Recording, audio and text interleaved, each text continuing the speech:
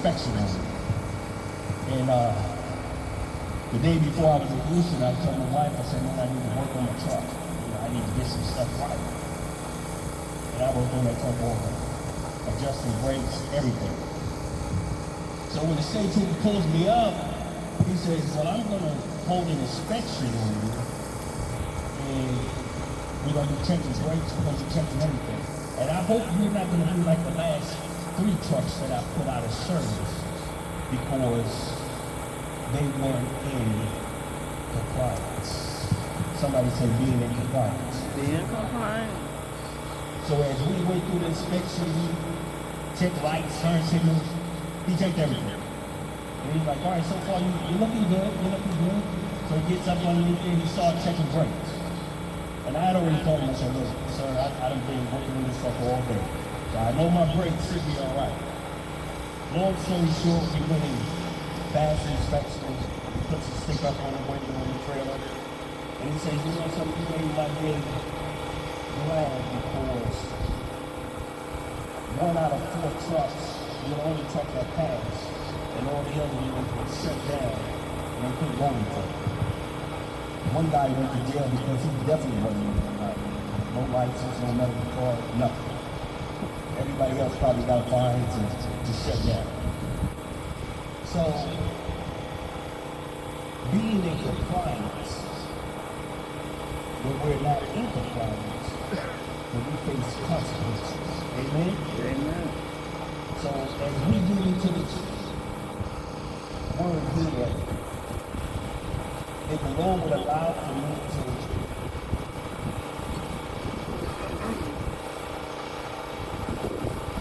if the Holy Ghost will take over the service, move me out of the way, wrap me up in the Holy Ghost, and let him have his way in his service. Now we're going to go down the runway. It's going to be a 5-course meal. But during that 5-course meal, that we're going down the runway, we're going to take off in Christ. Amen? The thought for this morning is, can I still have joy? Not yet. We're going to do that In a demonic filled world? Can I still have joy in a demonic filled world? I didn't say happiness because happiness is just an emotional feeling, amen? I can be happy today and sad tomorrow. I can be happy today and frustrated the next day. I can be happy today and sad tomorrow. But joy, the world doesn't give it and the world can't take it away because of the joy who Jesus Christ says who he is, and because I believe in it in faith, and because he tells me who I am in him and who you are in him, that gives us joy. Amen? First person. We're going to go out of, I think that's it. Hold that mic for him until he's traveling. We're going to come out of James 1:3. Appreciate it, bro. James 1:3. So James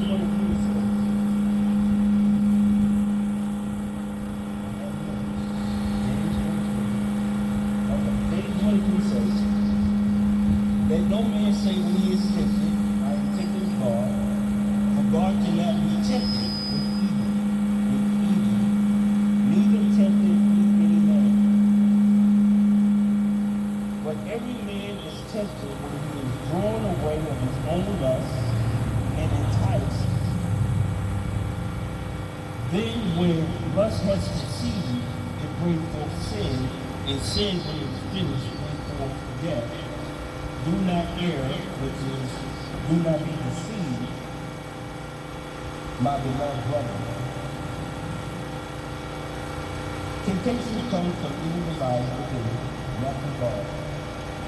begin with a new thought.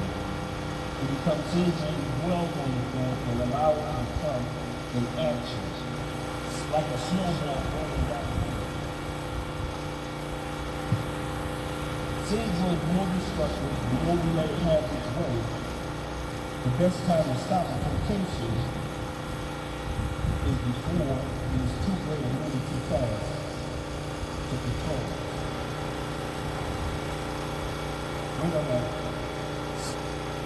so that's what you're saying there. Even in times of temptation, there's nothing wrong with temptation. Take the mic. We're all gonna be tempted. But it's when we dive into it, and then we get entangled in it, then that's what makes it dangerous in our lives. We're gonna go down this roadway. Next slide. Praise God for you, thank you. 2 Timothy 2:22. 2 Timothy 2:22 reads, flee also youthful lust, but follow righteousness, faith, charity, peace, with them that call on the Lord out of a pure heart. But foolish and unlearned questions avoid. So even in the midst of temptation, God will always give us a way and escape to get out of it. Amen? So running away is sometimes considered cowardly. But wise people realize that removing themselves physically from temptation is often the most courageous action to take. Timothy, a young man, was warned to run from anything that produced evil thoughts, but had to experience a recurrent temptation that is difficult to resist. Remove yourself physically from the situation, knowing when you run, knowing when to run is as important in the spiritual battle as knowing when how to fight. Nothing wrong with running.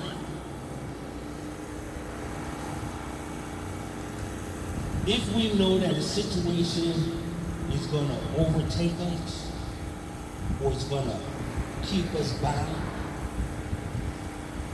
if I take this route here to go home,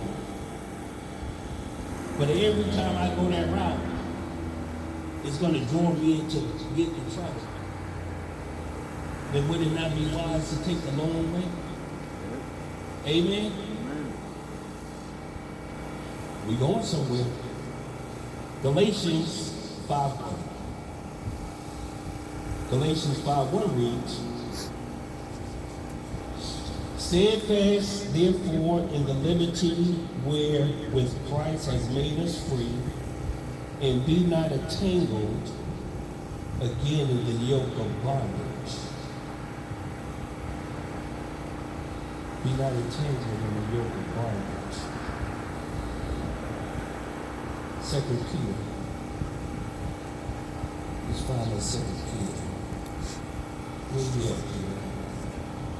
Where you at? I'm going to skip 2 Peter. Thank you, Lord Jesus. Let's go to John. I'm going to come back to that 2 Peter, the Lord allowed me to. Let's go to John, and we're going to get into the meat of this thing. John 15. Now we're going to get into the meat of some things. Let me hold this one.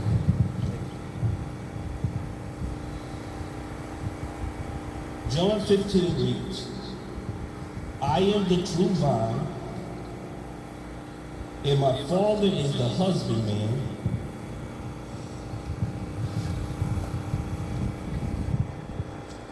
And every branch in me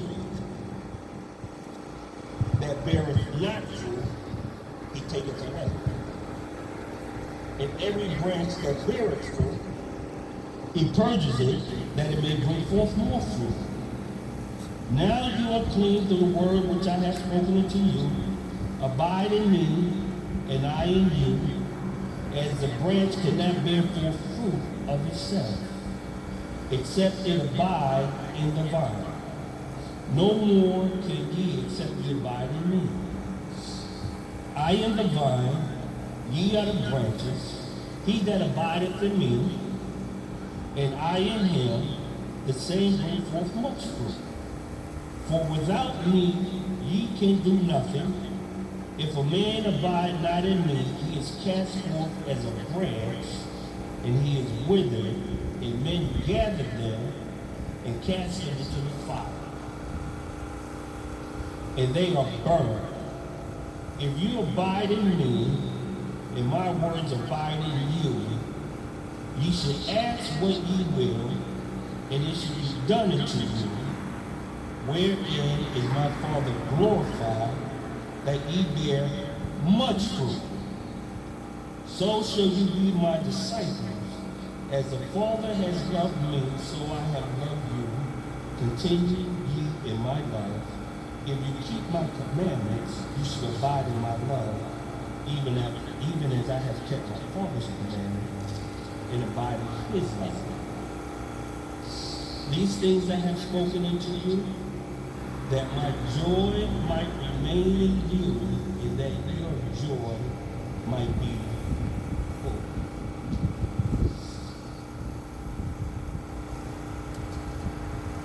Everybody look at that tree.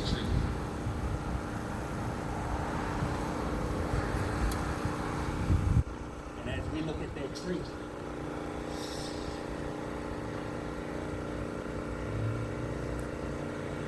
we got branches, you got vines, and you have the husbandman. The husbandman being God, the vine being Jesus, and we are the branches.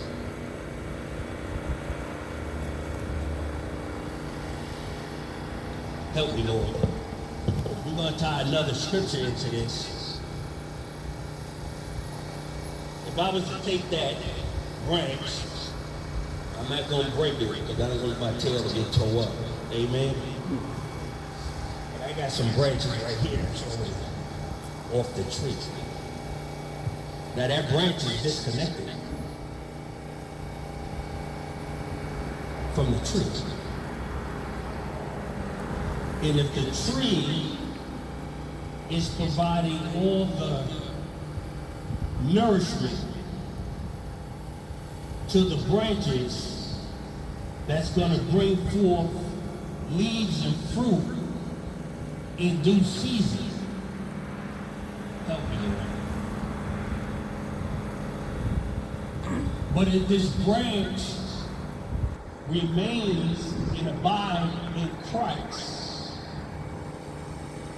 in the Word, then it's going to bring forth much fruit. But now when we disconnect ourselves from that branch, it ain't bringing forth joy. That's what the Word says. And then the Word says it's like men that go and gather and put it in a pile. And you might as well go and set some fire to it. Ain't no good. Amen? Now we're going to get down to the meat and potatoes of things. Because the question was, or the thought for this morning was, can I still have joy in a demonic, I got you answers, filled world? I'm going to go over here to Mark 5:1. And, oh Lord, thank you, Lord Jesus. In this Mark 5:1, now I have to be transparent. I can relate to this because at one time in my life, in my mid-30s, I was that guy. I'm this guy who I'm getting ready to talk about in the scriptures here. I was that guy. Let's read it. And they came over into the other side of the sea, into the country of the Gardanians. And when he was to come out of the ship, we're talking about Jesus, immediately there met him a man out of the tombs. Now this man who were in the tombs, he was pretty much at the graveside. Amen. A man with an unclean spirit who had his dwelling among the tombs, and no man could bind him, no man could bind him, no, not with chains, because he had been often bound with fetters and chains, and the chains had been plucked asunder by him, and the fetters broken into pieces.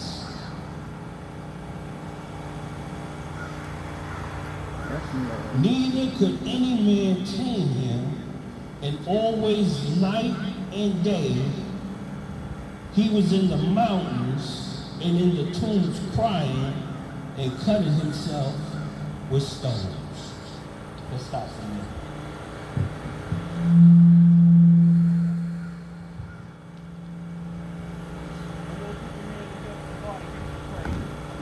What are you doing?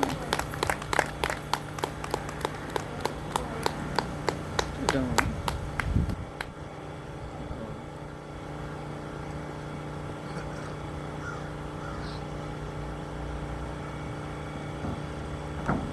One of the scriptures that I read, it says, once Christ has freed us, then don't become entangled.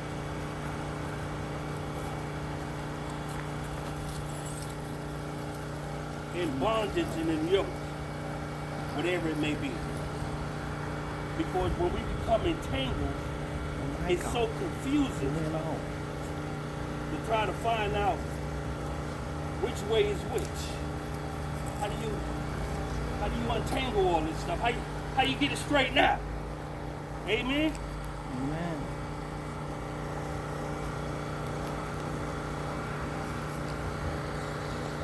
We going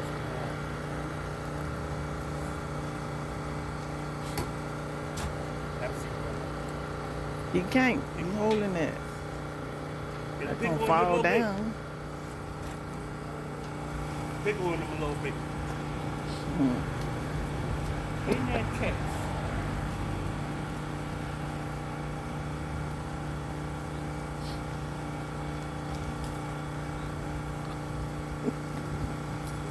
I ain't gonna tighten too tight.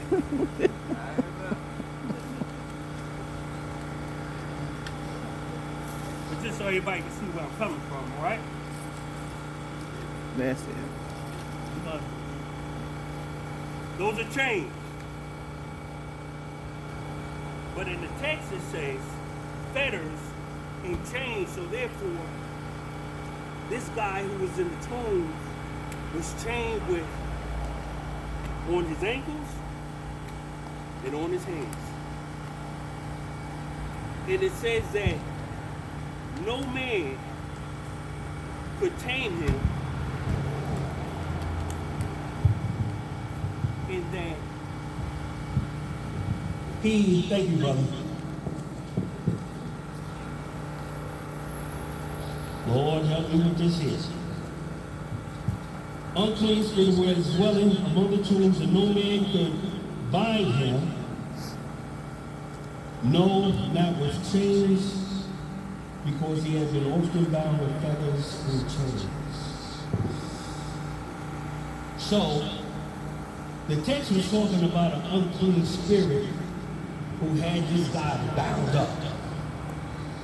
Whether he bound, whether you bound, whether I'm bound. And before, remember, I said I can relate to this. because I was that guy.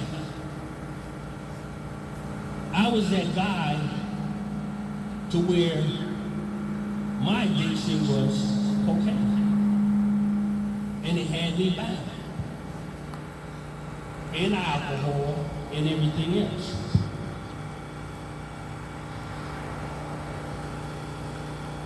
So with all of that,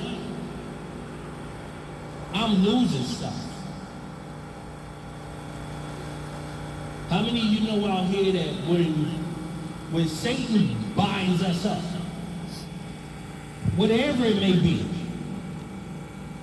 when you take a man and you bind him up, you can come in this house and start robbing everything. Amen? Amen? Amen. So not only can you take his material things, but you can start robbing him of his spiritual things also. Amen? Come on, man. Y'all won't have no church out here this morning. And because a lot of times we'll get robbed from things that the devil are coming in and taking from us, and we're allowing it because we're staying bound up in some areas that we shouldn't be in. But because of the temptation and the devices that he uses to keep us bound, we fall into the trap. But we don't have to fall into the trap because God makes a way for us to get out of the trap. He gives us that escape goat. And that escape door, I ain't gonna say escape goat, but escape door to get out of it. So just like if I knew that on my way walking home, Jesus gonna come free you in a minute, okay?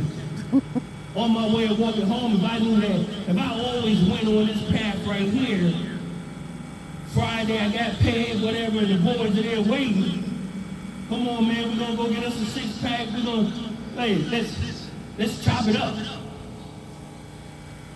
But if I'm trying to get out of it, why continue to keep going in that same path?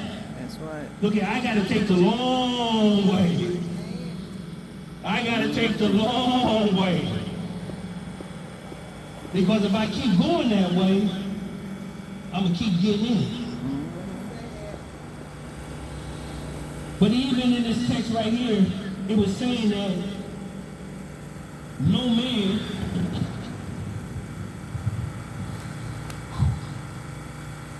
let's go back to the next time.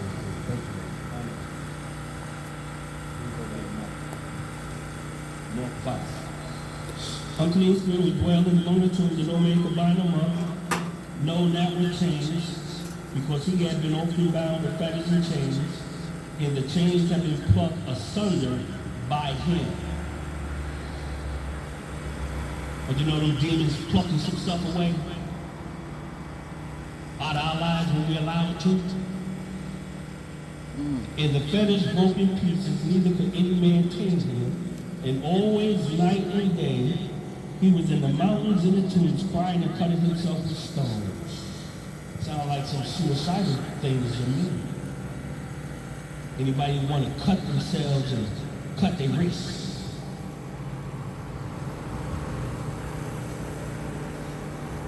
Sound like they were trying to get rid of him.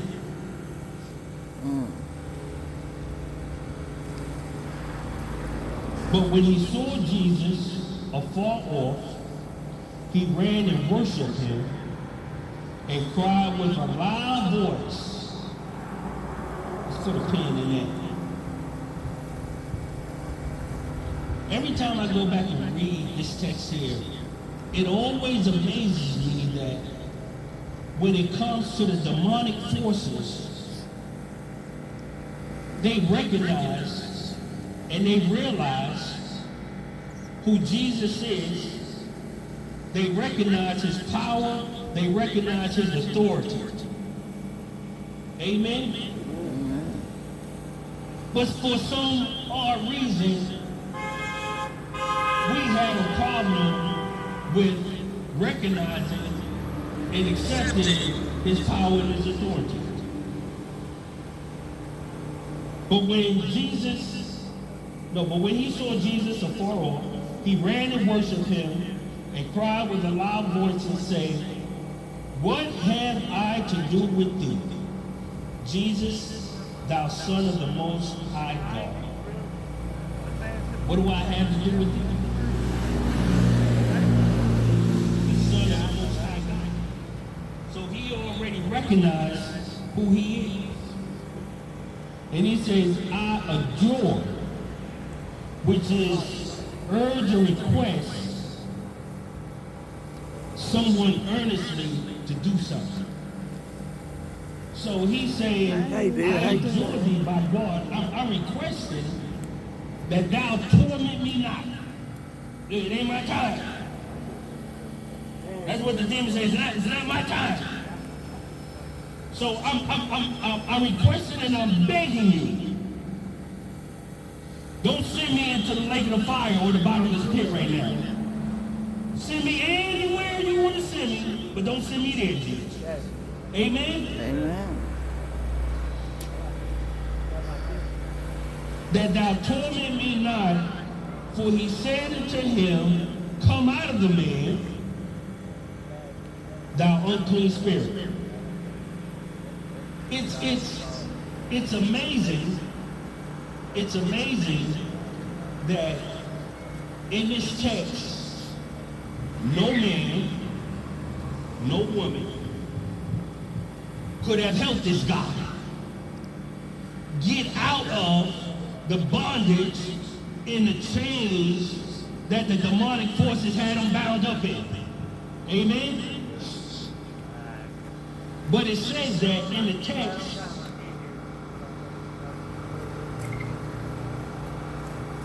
"Come out of the man, thou unclean spirit," and he asked him, "What is thy name?" And he answered, saying, "My name is Legion, for we are many." Legion. A lot of times That's a lot we of think that we spirits. can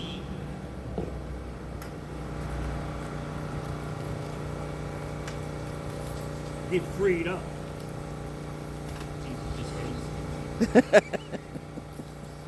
We think a lot of times we can get freed up and we can handle some things on our own. Well, I'm going to come to Christ and I'm going to give my life to Christ when I can kick the habit of doing this, or when I can kick the habit of doing that, or when I can do this, or when I get myself together, whatever the excuses that we may use to justify for ourselves. But brothers, I'm here to tell you, man, in the share. Brothers, I'm here to share. I'm not here to tell, I'm here to share that if we had the power to do it, we would have been out of some stuff a long time ago.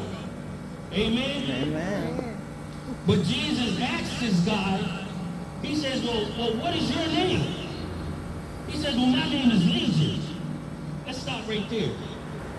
Because when you look at Legion in the Roman army, a legion consisted of 3,000 to 6,000 soldiers. That's a legion.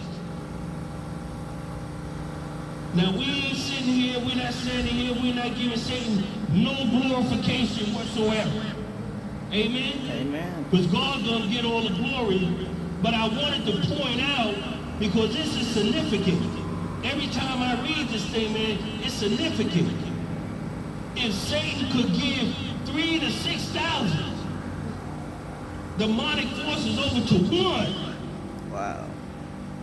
to take charge, 3,000 to 6,000, and he ain't missing a beat. What in the world makes you or I think that, hey, I can beat this thing? Come on now. We're gonna let that marinate. And sometimes the things that we are fighting and and the things that have us bound. It ain't no play thing, man. Just because we can't see it physically in the natural don't mean that it's not taking place in the spiritual realm. 3,000 to 6,000 for one man. Wow. Got him jacked up. Living in the tombs, in the mountains, mind gone, cutting himself day and night. No man, no man could bring him deliverance. You know why I can relate to this thing, man? Because I was that guy. 20 years ago, I was that guy. Lord Jesus, help me up in here. I was that guy. And when I was coming down from Louisiana, the Lord said, I want you to be transparent, and I want you to tell them. And the tears just started rolling down my eyes. I couldn't even see the road. And if it wasn't for the state trooper who pulled up beside me and turned on the blue lights, there ain't no telling where that tractor trailer would have been. I know the Holy Ghost wouldn't allow for me to hurt myself as he's ministering to me. So therefore he sends the state trooper. Bring him back in, turn on the blue lights. Sometimes the blue lights ain't always a bad thing. Bring him on back in. Because the way how the Holy Ghost was ministering to me, I was gone. I said, Lord, I don't need a miracle. I need a memory check. And when I sit back down and think about and take inventory as to the things of how God brought me out in the process, that thing takes me back over to a scripture over there in Revelation, where the angel came down and John said, man, I've seen an angel. And the angel had a little book in his hand. And he said, eat the book. He told him, man, it's going to be sweet when you eat it. But when it get in your belly, it's going to be sour. And I'm like, man, what's that about? And what it's saying is that when you start getting into the Word of God and start reading it, boy, how sweet it is. Man, it's sweet. But when the Lord has us go out and hold a service or either testify to those who don't believe or whatever the situation may be, now it's sour. And the only reason it's sour is because people may not receive the word. People may not believe the word wherever they are on the map. And that's what makes it sour. Amen? We're going to go back in. Man, Lord, have your way up in here.